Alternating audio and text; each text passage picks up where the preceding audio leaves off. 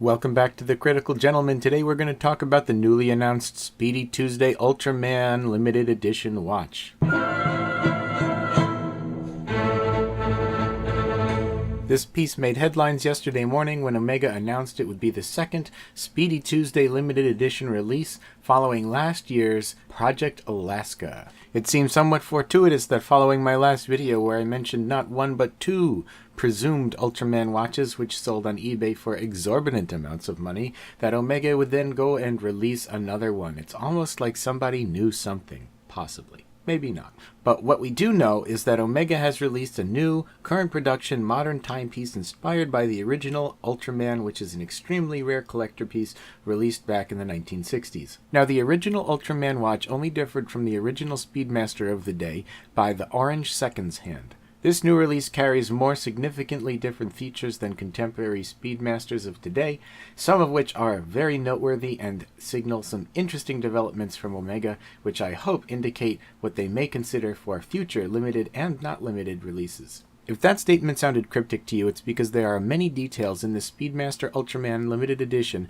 that I would like to discuss. If you Google Omega Speedy Tuesday Ultraman, what you'll find is several pages full of watchmaking and watch collecting blogs, all reporting that the Omega Speedmaster Ultraman limited edition sold out within 2 hours of its announcement, 6 a.m. Tuesday morning. They all go over the same details, that the original Ultraman released in 1968 was a modification of its counterpart, reference number 145.012, which was the regular Speedmaster produced that year. Other than the orange seconds hand, they were virtually identical, with no other discerning qualities. The difference, of course, was that the Ultraman watch was released only for the Japanese market, in reference to the Japanese children's show based on the superhero by the name of Ultraman. So why did this very niche interest group cause a 2012-piece limited edition run Speedmaster to sell out in 1 hour and 53 minutes?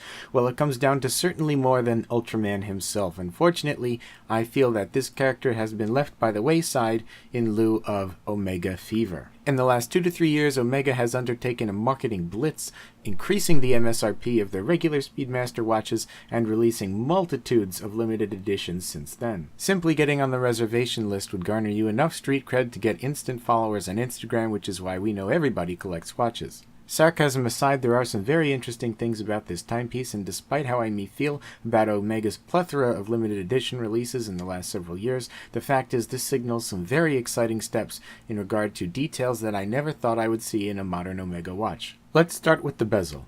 What you see is not just red tachymeter text on the bezel, but a dot over 90. Now, if you're not familiar with the minutiae of collecting vintage Speedmasters, it seems like a small and insignificant change, but believe it or not, an original dot over 90 bezel in good condition will fetch between $2,500 and up to $5,000 at auction today. Why is that one little dot so important? Well, the reason is because that little dot tells you whether your vintage watch is in fact all original. It's not the presence of the dot or the font that collectors are so emphatic about. It is originality. So it is a shock to me that Omega, who so far have not really seemed very interested in the secondary market for their vintage timepieces, paid such detailed attention to the bezel.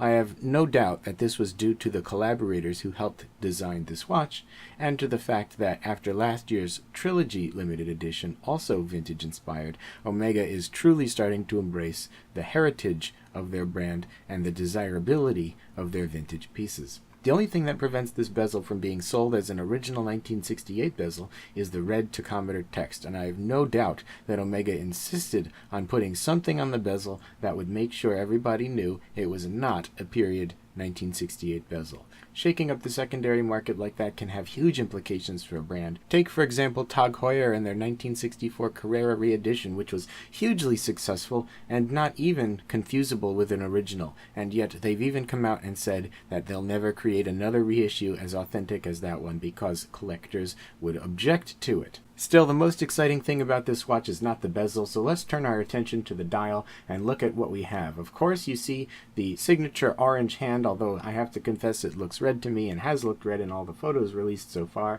In addition, you have these very interestingly colored indices. Not only are they vintage lume sensitive, meaning they've been colored a sort of pale yellow to mimic decayed tritium, but you also have these red tiny squares around the seconds track. And so these red indices, or orange probably, go right along with the Ultraman color scheme. We've got it on the hands, we now have it on the dial, we have it on the bezel.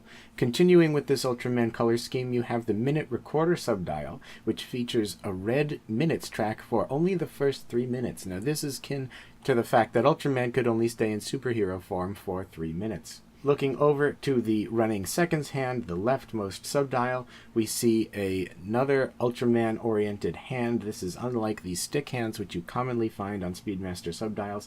And then, if you notice, there is a little blob of paint which is on that subdial, and that is the face of Ultraman, the head of Ultraman, which is revealed in ultraviolet light. And one of the gimmicks Omega is using with this watch is they are selling it with an ultraviolet flashlight so that you can reveal the secret hidden Ultraman head on the left subdial. In my opinion, this is the least attractive element of the watch. It has garnered the nickname the Blob on several of the forums, and frankly, even under the UV light, it doesn't look great. It is a little blob looking, frankly. And so it's clever, I'll give them that, but if this watch were exactly the same but with no blob on the subdial, I would actually like it better, not less. But that's up to you. I'd be curious to know what you think. Still, we have not yet touched on my favorite element of this watch, the one that I am truly excited for, which is the dial itself. And yes, that is a step dial. That is a step around the dial, which is a distinguishing trait of all vintage Speedmasters made before 1971. Again, we're getting into the nitty-gritty of collecting vintage Omega Speedmasters, in which case I suggest you do a lot of homework before investing any of your money. But what I can tell you is that this dial has not been seen since 1974.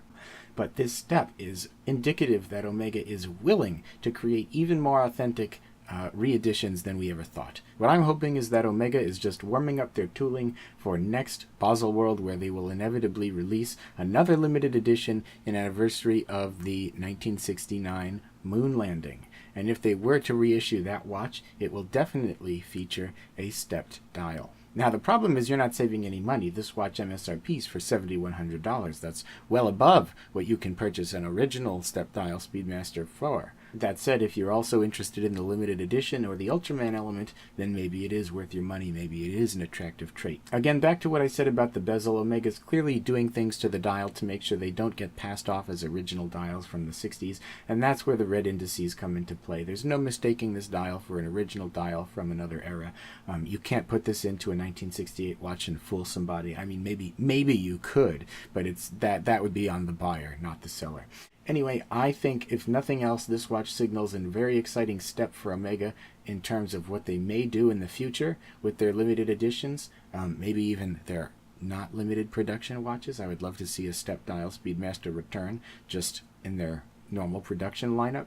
We'll see if that happens, but I'm going to keep my ear to the ground because I would like to see what comes out soon, and I hope again that they're just warming up for next Bezel World. I'm really excited, and I'm expecting to see step dialed and dot over 90 Speedmasters coming out soon. So let me know in the comments what you think about this Ultraman. Are you all for the limited editions? Are you not a big fan? Or whatever you might like to contribute. So thanks again for sticking around and listening and watching The Critical Gentleman. I hope to see you soon. Take care.